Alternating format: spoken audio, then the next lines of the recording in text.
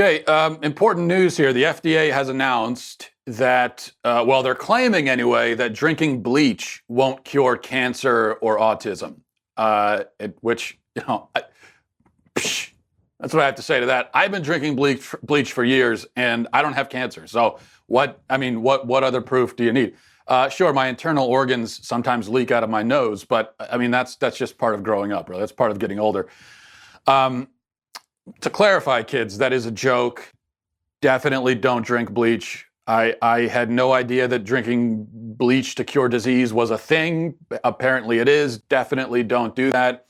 I'm not sure why we needed the FDA to announce this. I guess maybe next they'll announce that, drinking out of a public toilet won't cure diabetes. I mean, there are a lot of things that won't cure things. So it's just general advice there. All right, let's look at the latest briefly here in the Epstein case before we move on.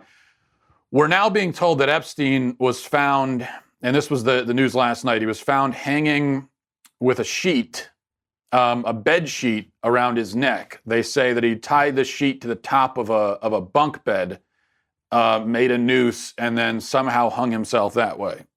Now, it's a little hard to picture, I guess, because Epstein was, 6 feet tall, and the bunk, how tall could the bunk bed have been?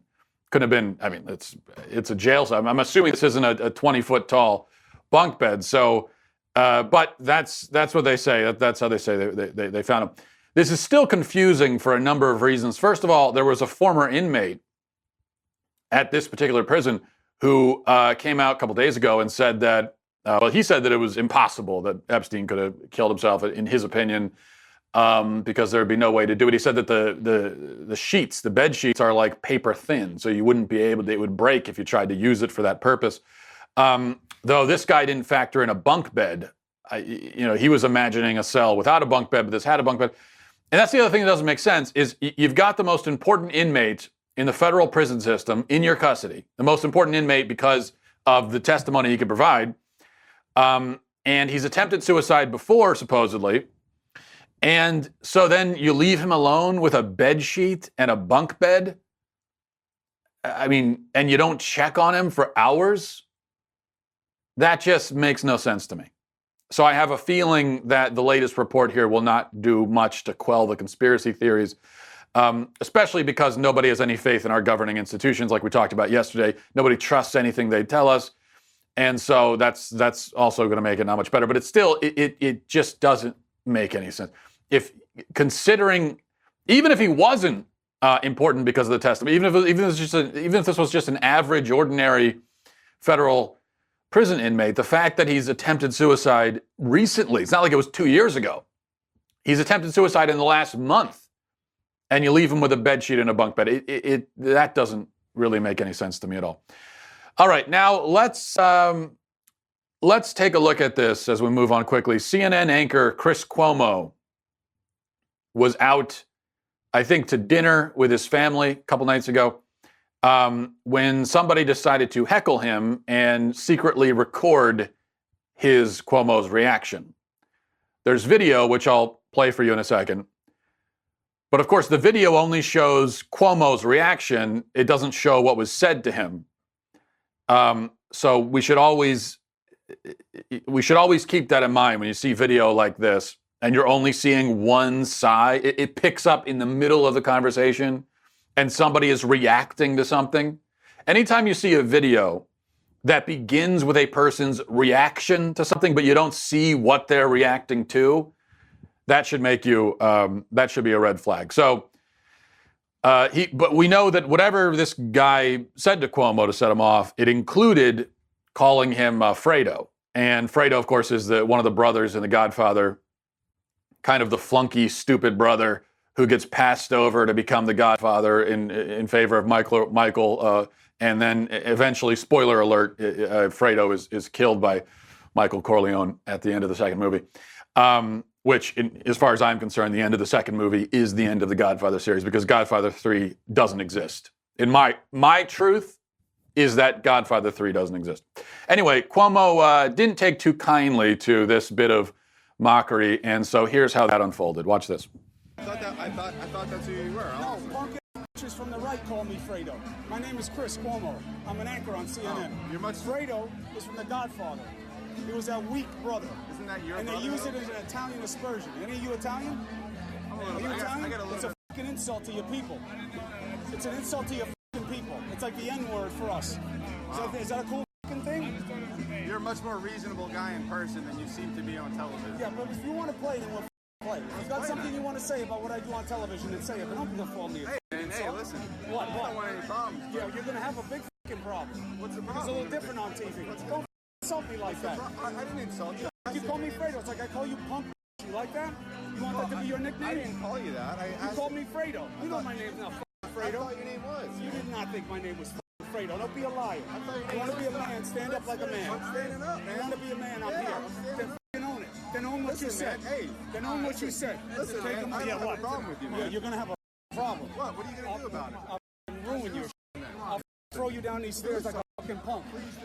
Now, judging by social media, a lot of conservatives are giving Cuomo a hard time about this, painting him as the bad guy in the situation, acting offended, like a bunch of wilting little flowers, traumatized by the fact that Cuomo used bad language. Oh, he used bad language. He threatened violence. Oh, my goodness. I've never seen such a thing. I'm so traumatized. They've got their fans out and they're fanning them. That's how a lot of right-wingers on social media right now. That's how I imagine them. I imagine them typing, and the other hand, they've got a fan and they're fanning themselves to prevent themselves from fainting. They just can't believe the language used. They're also, there are people acting offended that Cuomo claimed Fredo is an ethnic slur against Italians. And obviously that is absurd. Fredo is not an ethnic slur. It's an insult. Yeah, it's a personal insult, usually used against someone who is considered the dumb or weak one in the family. So if someone's calling you Fredo, they're not making any reference to you being Italian, because that's an insult that could be used whether you're Italian or not. Just to be clear, just so you know how you're being insulted, what they're saying is that you are the dumb, weak, irrelevant one in the family. That's just so you know what they're saying about you. So that's what Fredo doesn't refer to Italian heritage. It refers to family dynamics. So Cuomo obviously was wrong to call it an ethnic slur, of course. With that said, I firmly believe, and have always believed, and have always said, that heckling a public figure and secretly recording their reaction to try and get clicks is a punk move. It is a punk move. An absolute punk move, and I hate it. I really hate it. I don't care who the target is. Okay, to me, the politics of it don't matter. I just absolutely hate it. To harass this guy, he's not doing anything to you. Okay, you don't like his show. You think he's a biased news anchor? All right, whatever, who cares? He's out with his family. And you come up to him and start mouthing off. The guy filming it deserved to be treated exactly as he was treated. And again, I don't see how the politics matter here. This is just man to man, right? And that's what Cuomo thought this was. He didn't realize he was being filmed. He didn't realize this was a bit that was going to end up on YouTube. He thought this was man to man, and that's how he was treating it. He say, look, man to man, you need to back down. And I respect Cuomo more for that. I guess I'm in the minority. I'm apparently in a small minority. I respect him more after seeing that. My respect actually went up. I didn't have a lot of respect before. I still don't have a ton, but it has, the respect at least has gone in the upward direction on the bar graph. Yeah, the ethnic slur thing was dumb, but whatever. He didn't make, that wasn't a public claim that he was making. He didn't know he was being recorded. The main point is that Cuomo manned up, he handled his business, he called the troll out on his crap, and he made the troll back down, and I respect that. Look, trolls are accustomed to being loudmouth jerks online and running their mouths to whoever they want, saying whatever they want without repercussion. That's what trolls online are used to doing. I mean, they are weak, spineless cowards. And on the rare occasion that a troll tries that garbage face to face with someone, I am always happy to see them slap down for it, rhetorically, maybe even physically. Just because I just think you treat someone like that, you deserve what comes. Man to man, you deserve it. Now, as I said, a lot of people on the right are acting scandalized by this, but we all know, here's the thing. Let's, again, man to man, or man to woman, whoever you are watching this right now. If you're a conservative, all right, we don't need to lie to each other. We can be honest. All right, it's just me and you. There's no one else here except for all the other people watching. But let's be honest with you. We know if that was a Fox News host, then you would be defending it. So if you're pretending to be outraged by it or offended or say, oh, that was way overboard. I mean, yes, to respond is okay, but to threaten violence, well, that's just going too far. You know you wouldn't be saying that. If this was Tucker Carlson, in fact, there was a video of Tucker Carlson responding in a similar way to someone who was heckling him. And with that, I took Tucker Carlson's side. I said, yeah, he deserved, yeah, he could. You're coming at a man when he's out with his family. This isn't the internet anymore, you punk. I mean, if you come to someone like that, this is how you might get treated. Don't go crying about it. Be a man. And then don't put the video online and say, look at what this mean man said to me. Just stop that. Man up. So with Tucker Carlson, I said, I'm fully on board with Tucker. Tucker Carlson, from what I remember, I forget all the details of that, but he was using foul language, and good for him. Good for him. But again, as a conservative, if you're pretending to be offended by this or whatever, with Tucker Carlson, you defended that. I know you did. And if this was Sean Hannity, if this was Donald Trump, who was caught on video, take that exact video.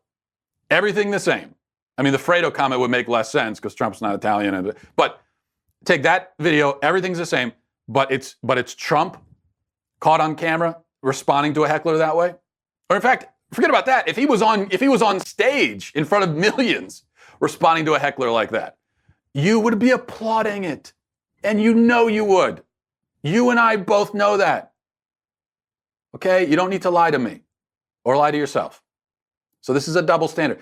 And this is what I just can't, when there's a double standard and people are doing this performative fake outrage thing, we all know that it's fake. So the performatively outraged mob, how do they, when they're all looking at each other, like they all know that they're faking it, that they don't really care, and that if this was someone else, they'd be defending it. So let's just cut the crap. It's so boring. I'm so bored by it. That's the main thing. It's not even, my main problem is not even an ethical problem, although there's that because it's dishonest. But my main thing is I'm just so bored. I mean, everything that happens, I know exactly what everyone's going to say, depending on, okay, what's the politics? Whose side is this guy on? Okay, let's pretend. Oh, geez, just stop already. This was a man. This is how two men. Oh, well, he threatened violence. That's how guys talk to each other. I got news for you. When two guys, when they think that, especially when they don't know that they're being filmed secretly, this is how two guys talk to each other when they're pissed off. It's not a big deal, This is, if you go harassing a guy, especially if he's out with his family, you might say that. Yeah, I'm going to throw you down the steps. He's not really going to do it. It's just how guys talk. Why are we pretending we don't know that? Why are there men online pretending, well, I would never talk to a person like that.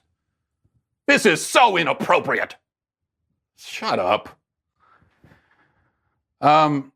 That's really, I'm at the point now where I don't even know how I can do this job anymore, because my main reaction to like 90% of the controversies on either side now, my main reaction is just shut up already. You please just stop. We all know. But then, of course, but what I've been told is that I've been informed this morning, as I was trying to make this point on social media, and I've been informed, as I always am, that if you don't join in the fake performative outrage with conservatives, then you're a traitor to the cause. This is why we lose, I was told. I don't even know who we is anymore. What do you mean we? And what are we trying to win? I don't even know anymore. All right, let's go from a video I will defend, which you just saw, to a video I most definitely will not defend. Here, I hope we can all have agreement, at least on the right we can agree on this, that what you're about to see here is despicably disgusting, disgustingly despicable, however you want to put it. We've discussed plenty of times these crazy, gross, demented drag queen story hours, which are now officially a thing. They're a thing all across the dying Western world. Men in dresses come to read stories to children, but sometimes they do more than read stories. I mean, reading the story is bad enough because they're dressed up like some cartoon, some macabre cartoon of a woman.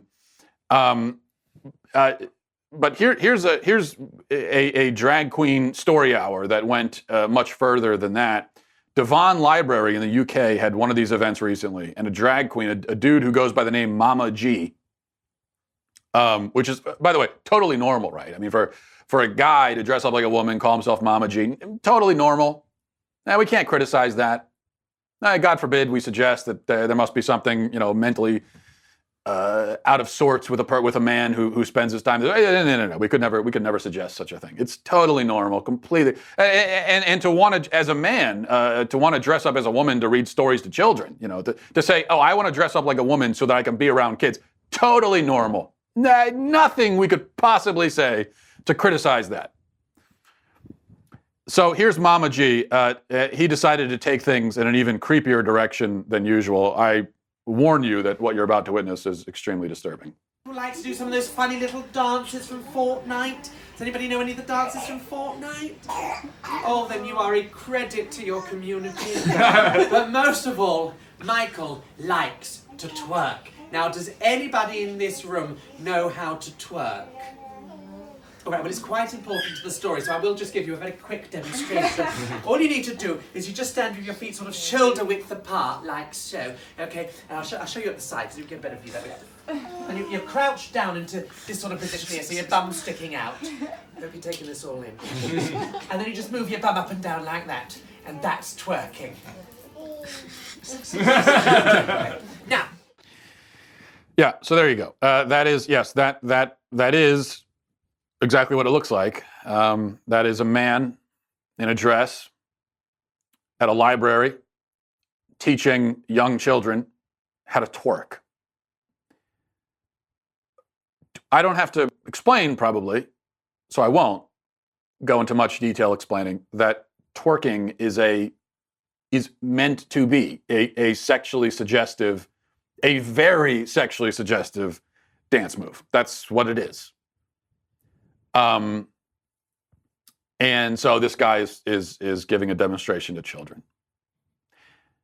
And to make it so much worse, if this was just some crazy psycho lunatic who ran into a room where there are a bunch of kids and started twerking, I would be much less angry about it, because then I could say, okay, well, this is an isolated incident. This is a psycho. Let's get him off the streets, lock him in a loony bin, get him away from kids. And so then I could say that it's an isolated thing. It's one guy. I know crazy people are out there, but this guy's crazy. We got him off the streets now. Okay. What makes this so infuriating on such a deep level and so disgusting is not even the behavior of this guy, who clearly is mentally disturbed, but it's the parents who are sitting there chuckling and laughing while a grown man teaches their 6 and 7-year-old kids how to twerk. What kind of a man? Imagine the fathers that are in that room just sitting there laughing. Oh, isn't that adorable? That grown man's teaching my 4-year-old daughter how to twerk. This is so charming. imagine. I can't imagine it. Well, it's what's happening, so I don't need to imagine it. But I can't wrap my head around that mentality as a father. I'm just waiting to see one of these drag queen story hours where something like this is happening, and to have a father come in and pull a Chris Cuomo. Not that I'm advocating violence, but I'll put it to you this way. If I walked into a room and there was a man in a dress sexually harassing, because that's what this is, sexually harassing my 6-year-old daughter, I wouldn't be chuckling along. I'll put it that way. Okay, I would respond in a way that would not include applauding or expressing my approval. I would express my disapproval in a very unmistakable way. That's all I'm going to say. But you never see that. Instead, you just see these henpecked dads and moms sitting around the sidelines watching this happen. If we lived in a sane world, that man who is, again, sexually harassing, sexually abusing, to me, that's sexual abuse. I see that as sexual abuse, what you just witnessed there. And if we lived in a sane country, even though this wasn't our country, but if we lived in a sane world, that guy would be arrested and all of the parents would be arrested for, at a minimum, parental neglect, if not active parental abuse. All right. On a related note, the Daily Wire, if I can pull it up, has a story that is on the website right now. I'm going to read a little bit of this to you. It says that a teacher at a middle school in Northern California triggered outrage from parents after he handed out a gender identity graphic, allegedly to explain why he preferred to be called MX rather than Mr. on the first day of school. So he wanted his prefix to be, rather than Mr., MX. How do you say MX? So MR is Mr. MX is what? What is that? Mixter? Mix? Is it mix? So stupid. Luis Davila Alvarado, who teaches 7th and 8th grade science at Denair Middle School, used a gender unicorn graphic from Trans Student Education Resources to explain his choice of preferred pronoun to a group of children between the ages of 12 and 14. And then it goes on from there. He gave out this graphic.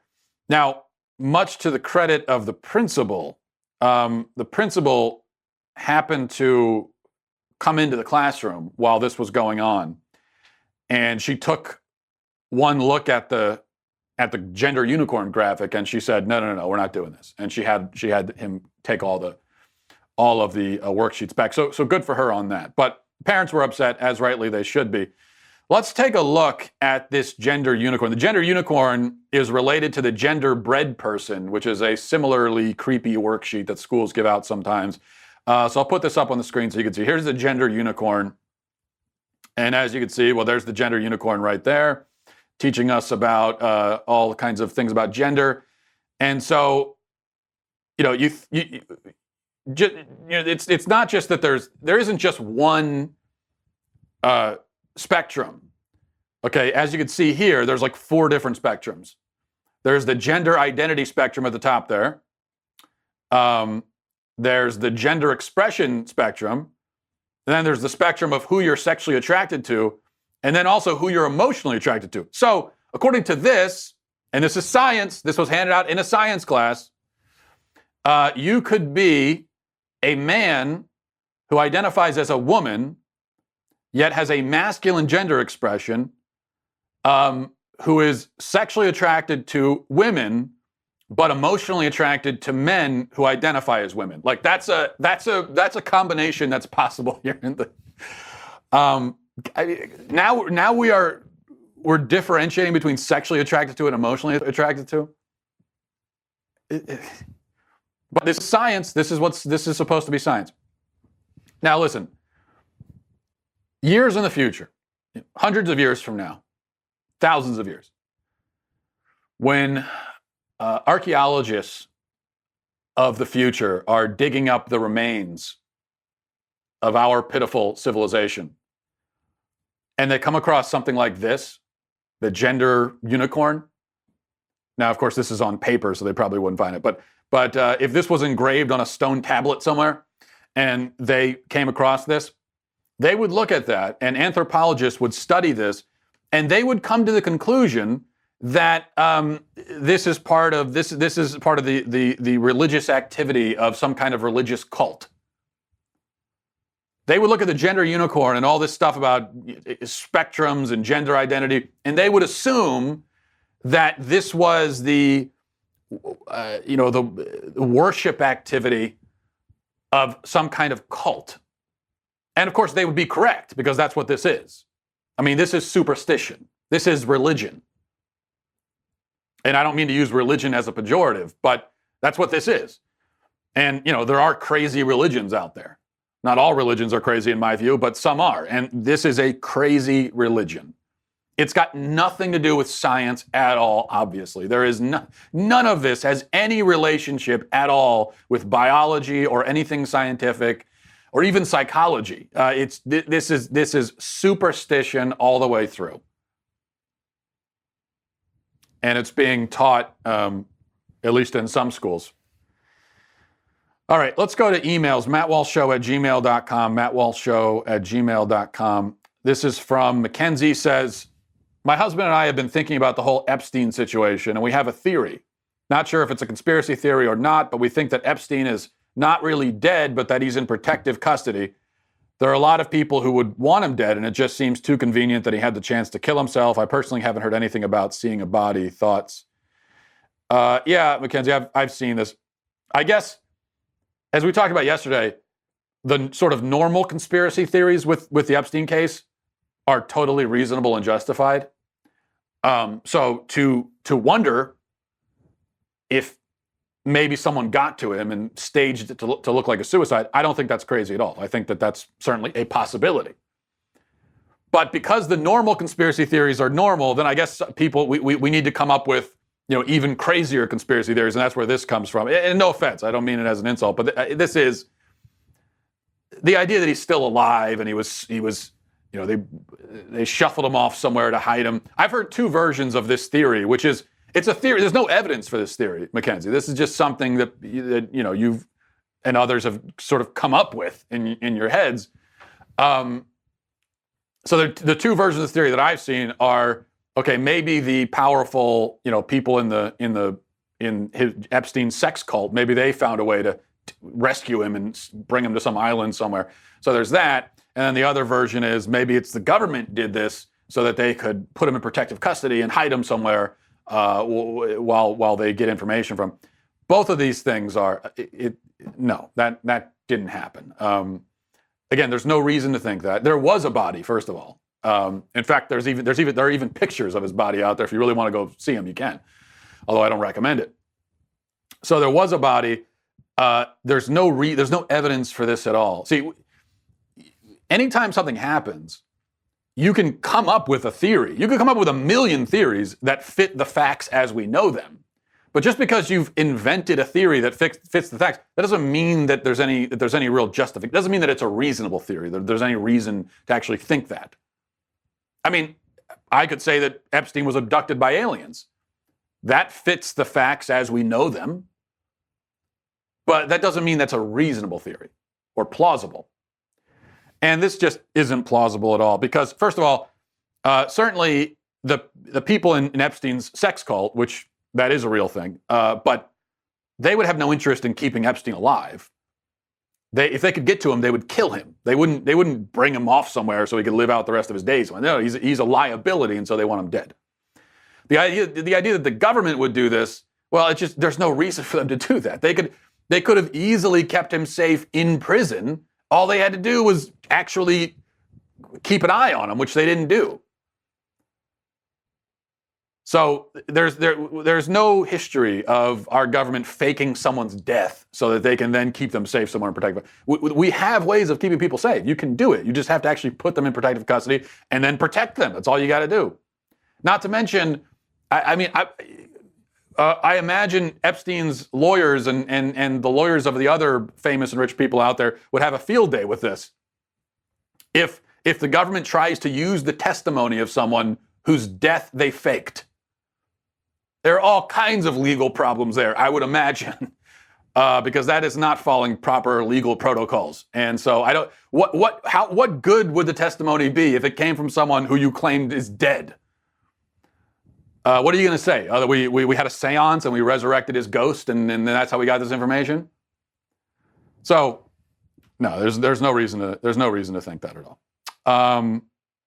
This is from KL, says, Matt, you and the rest of the Daily Wire crew are pathetic, parroting the official line on Epstein. I'm disgusted and done with you and the rest of them. If I wanted mainstream media talking points, I know where to get them. So KL is not I actually got several emails like this from people who are mad at me, saying that I was parroting the the official narrative or whatever yesterday. I don't even know where this is coming from. I said on the show yesterday repeatedly that the so-called conspiracy theories in this case are perfectly plausible and justified. Now, the idea that they faked his death and that he's hiding out somewhere on an island, that I don't think is plausible. But the idea that someone got to him and made it look like a suicide, sure, it's possible, perfectly possible. Now, as I said, if Occam's razor, or the mundane principle, which I just made up yesterday, but I think it's true, that usually the most boring and mundane explanation is correct most of the time. So according to that principle, probably he did kill himself. But, I don't know.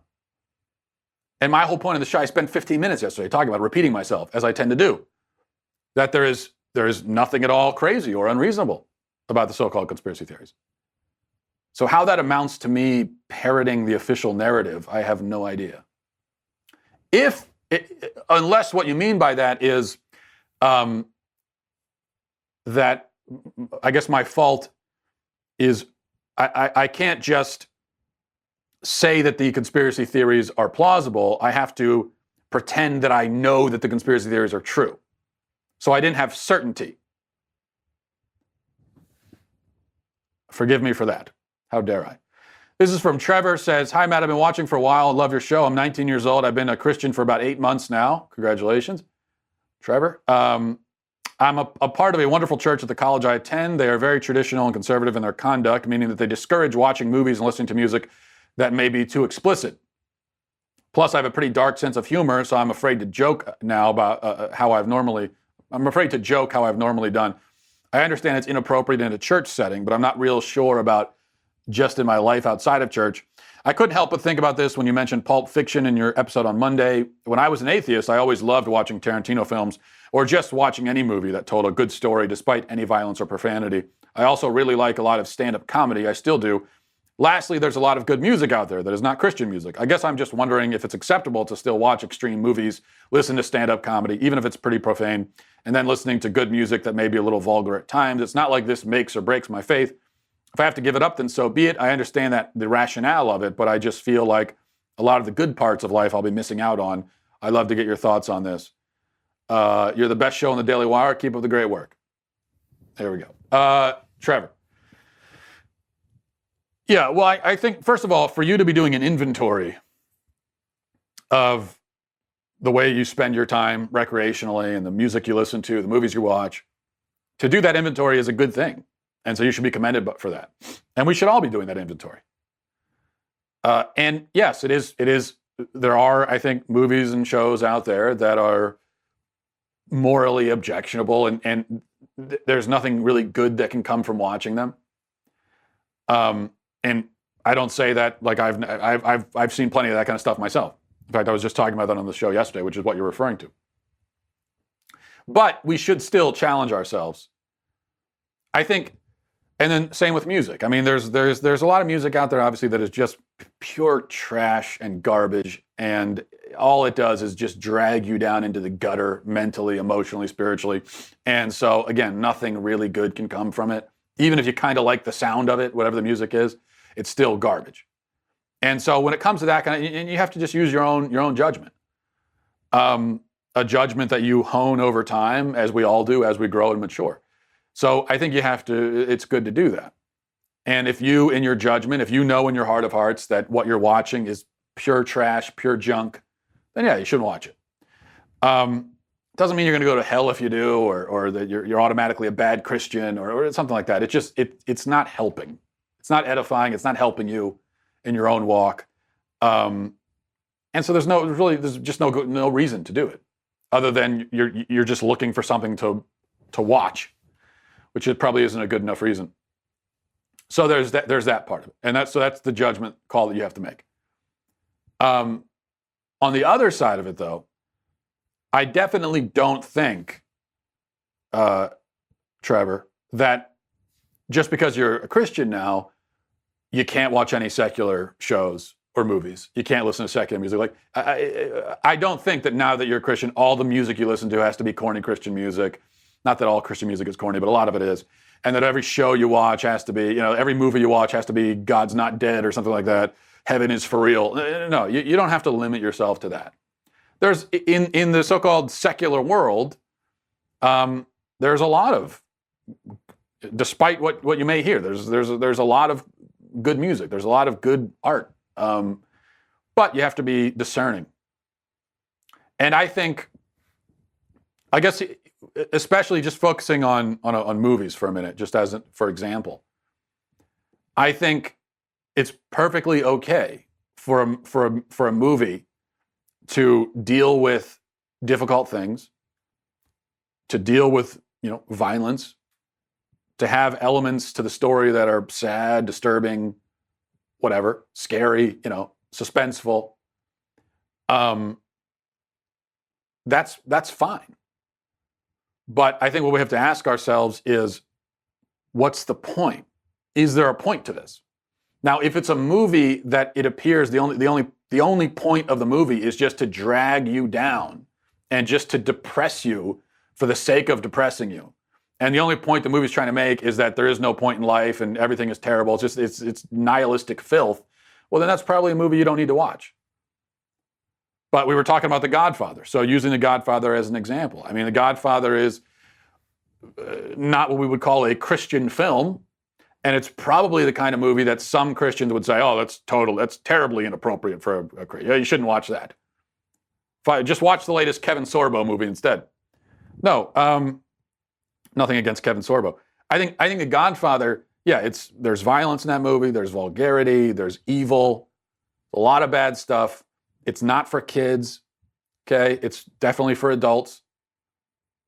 But it's kind of a Shakespearean tragedy. And what the movie shows you, if you watch at least the first two, it shows you this. It gives you first a man, a basically virtuous, good, decent man who's Michael Corleone, a war hero in the beginning of the first movie, and it shows step by step as he is dragged down into evil, and he sort of collapses in on himself in his lust for power and money and prestige, and in the meantime he loses everything else that's important and that's real and that's good in life.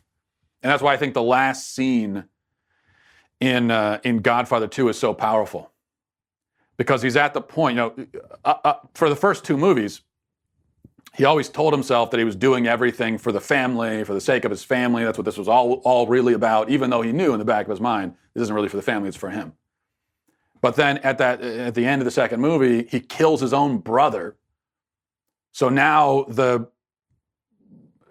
idea that he's doing it for the family is gone. And so he's just kind of standing there staring out the window. And it's in this nice, beautiful house, but having lost everything. His wife hates him. He's lost his kids. He's killed his brother. All his friends are all dead now, and he's got nothing. He's got this beautiful house. He's got power. He's got nothing else. And it was all for nothing. And then in the very last scene, it flashes back to this scene, from years before, where he's sitting around the dinner table with his family, and you kind of see like that was real. That was good, and he lost that. So anyway, so that's a good positive message actually in a movie like The Godfather, which you can find in those kinds of movies. But I think you just have to be discerning. So just a long way of putting that. All right, let's see. We have one more. This is from Carl. Says, "Hi Matt. One of my favorite things you do is poke." Oh, this is going to be a long one. Maybe I should say this one. One of my favorite things you do is poke holes in Christian apologetic arguments. I actually really appreciate this coming from a Christian like yourself. You help me strengthen my arguments by pointing out where the weaknesses are. It sometimes seems to me that Christian apologists these days will throw any argument against the wall. I think a much better strategy is to hone a few strong arguments and really make them airtight. But in order to do that, we must first find its weak points. I think you're good at that. So with all that said, I believe the fine-tuning argument is not the best argument for God, if not the best argument for God, at least a very good one. Now, can you put on your naysayer hat and tell me where the problems are with that argument? Also, what do you consider to be the strongest arguments for God? It actually says the strangest arguments, but I assume that was a typo and you meant to say strongest. The strangest arguments for God. Okay, this is. Can I answer this quickly? I can't answer anything quickly. I'll try to do it briefly. The fine-tuning argument. So the fine-tuning argument says that that there are certain, when you look at physics, there are certain universal constants. The universe has been tuned, has been kind of programmed a certain way to make life possible, and that if you look at any of if you look at the tuning, the universal constants, if any of those were off by just the slightest minuscule degree, it would make life in the universe impossible. And so the fine-tuning argument says, like, well, who tuned it that way? The probability that it would just tune itself that way on its own accidentally is so minuscule that you could basically say it's impossible, and therefore you need God. And I think that's a strong argument. In fact, Christopher Hitchens, who was no friend to theists, said that he thinks that's the strongest argument for theism, and that coming from an atheist of his caliber, I think is a pretty strong testament in its favor. So I think it's a good argument. My only criticism of it is I think maybe it needs a different label than fine-tuning. The problem is, to me, it seems like the fine-tuning argument is just a variation of the argument from causation. There's the first cause argument, going back to Thomas Aquinas and before Thomas Aquinas, saying it really on a very basic level, like this all had to start from somehow. This all began somehow. How did it begin? At a certain point, you need a first cause. You need an uncaused cause. And that uncaused cause would be God, by definition. A cause that can cause other things but does not itself need to be caused is God. That's what God is. God is other things as well, but he's also that. So it seems to me that the fine-tuning argument is basically an extrapolation of that argument, saying that this tuning of the universe, it couldn't have done it on its own. Something or someone had to do it.